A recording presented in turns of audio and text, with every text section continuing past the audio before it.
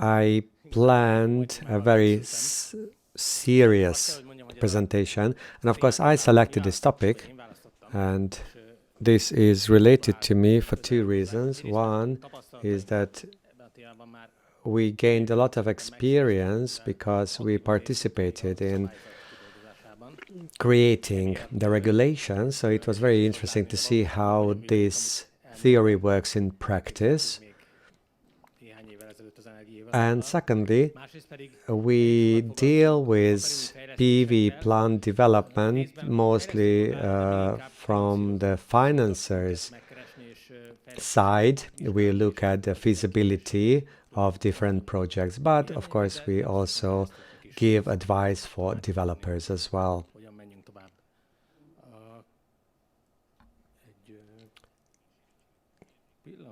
Could I ask for help? I would like to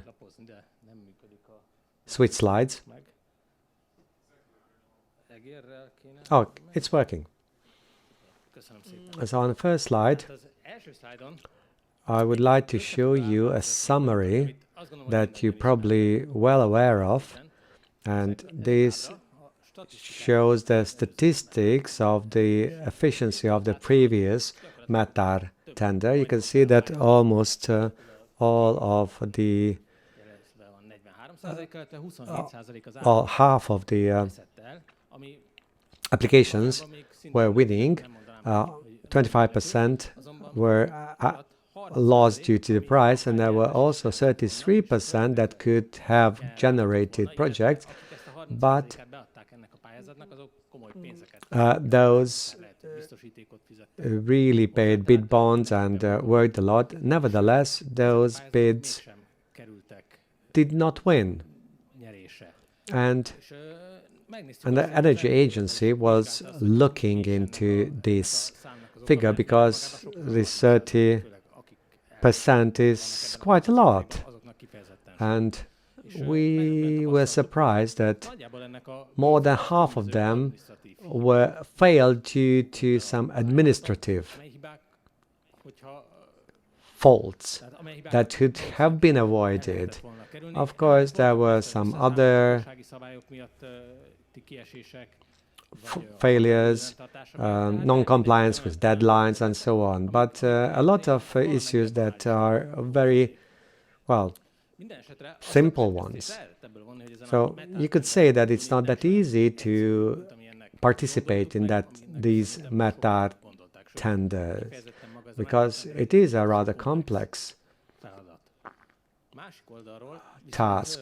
But on the other hand, in hindsight, we could say that those who plan to participate on METÁR tenders, they have to be well prepared, and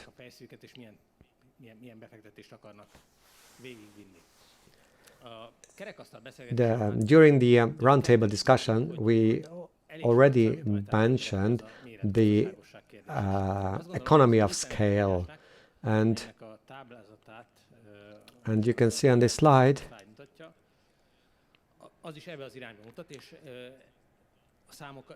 now, on a purple column, you see the parameters of the first tender, and then in the blue, the second tender. You can see that the new tender, the second one, tries to channel the bidders to submit bigger projects, bigger volumes. And altogether, this, of course, is in line with the economy of scale. You can see that it was raised to 50 megawatts, and also the gigawatt hours was raised to 350 gigawatt hours. And behind this, there is a trend that the PV systems are more economical if they are big. I also summarized the experience from the risks analyzed.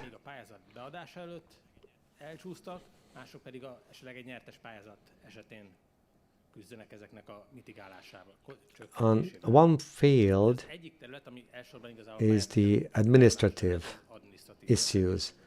For instance, the bank guarantee, which is a borderline case, of course, but the bank guarantee has to comply with certain formal requirements. Probably you all know that, but we see that there is less and less interest among the banks towards the METÁR trends, so it is a great challenge to obtain this bank guarantee.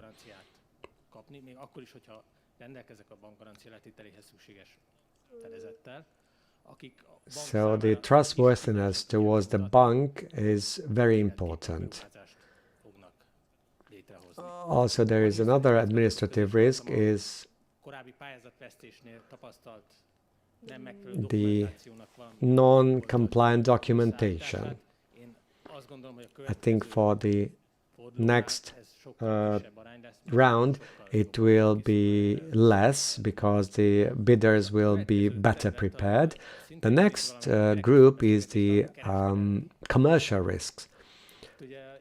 For instance, the role of HUPIX was mentioned earlier, and what we saw in business plans that very few people think about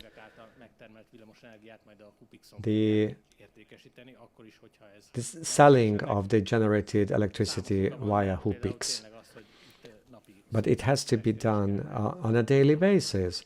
So those who create a business plan, you have to consider the selling price of the electricity, because it can be different from the reference price, and that you will be able to sell your electricity in the next 15 years. So there is a certain commercial risk for the winners. And also the balancing energy. It is an important issue, even though we talk about it a lot. I've seen business plans with 3 forints per kilowatt hour, with 1 kilowatt hour, and 4. So there is a very big spread. And there is not mentioned here, but there is an important risk, is the FX, because the investment is predominantly euro-based, while the METÁR premium is foreign-based. There is also a financing cost as a commercial risk element. And the third group the bidders face is the technical risk. And probably you are well aware of this, but we saw in the previous project that the implemented technical content is not necessarily the same as the planned. There are different reasons for that.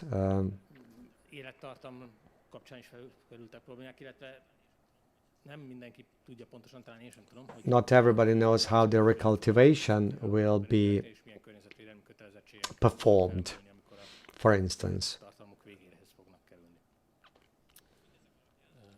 Based on all this,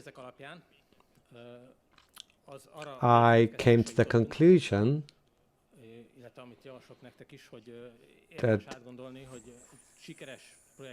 that implementing a project is a very complex task, where you have to have a lot of different competencies. I just highlighted the project management capability,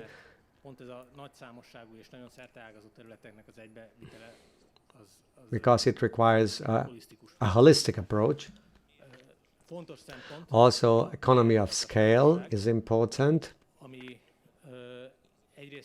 and this is connected to the fact that those bids can be feasible that have higher volumes.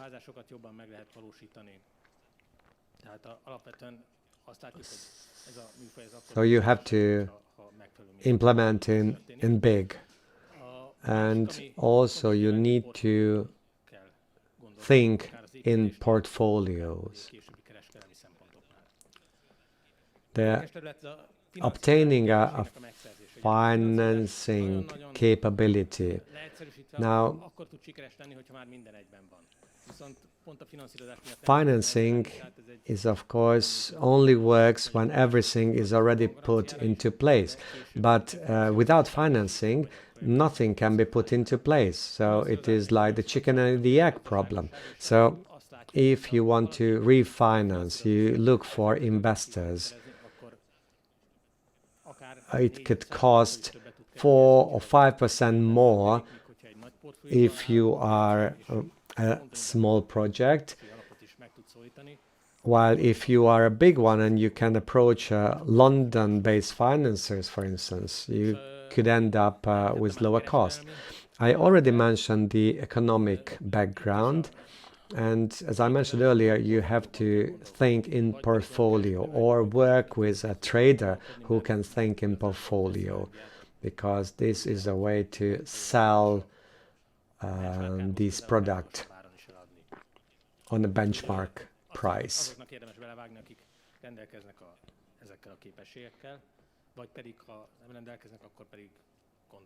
You have to involve these capabilities somehow into the team. On the next slide,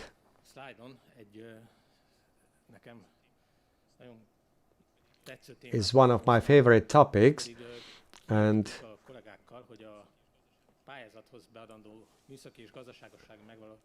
the most important elements of the technical and economical feasibility studies. Now, of course, you can read that and you can find that on the internet, and most of you know them. But what I would like to highlight is when we created the list of content, we wanted to encourage the bidders to consider all of the implementation elements. But interestingly, the commercial, the financing part was not always included, and you shall not overlook this part. And if you put your money into the bid, into the bank guarantee for this METÁR tender, you also have to consider these. And for the end, I brought something interesting, and this is related to the commercial part.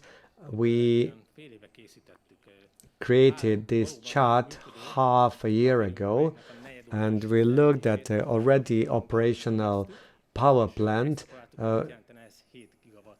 in terms of 15-minute production.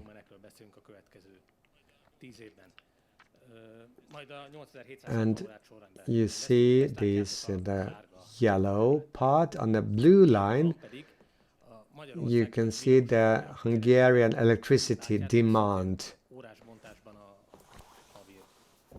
for the next 10 years. And from this you can see that if you only look at the electricity demand, there will be 1,000 hours when the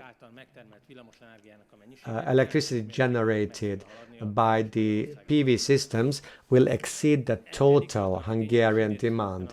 And of course, you can think about that certain power plants cannot be switched off, and maybe there will be some import capacities and export capacities as well. Nevertheless, if you create a 15-year business plan and you plan to sell electricity, then you have to consider this aspect as well. What kind of price effect this trend will have.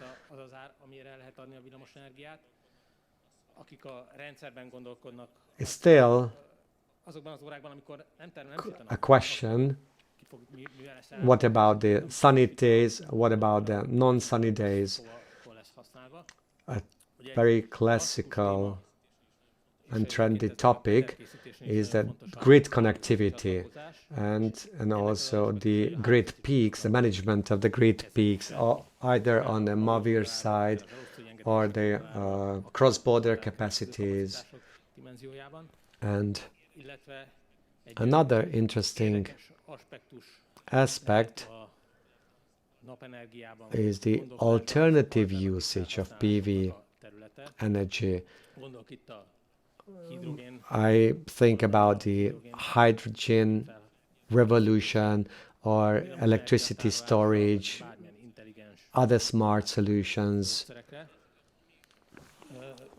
The key message is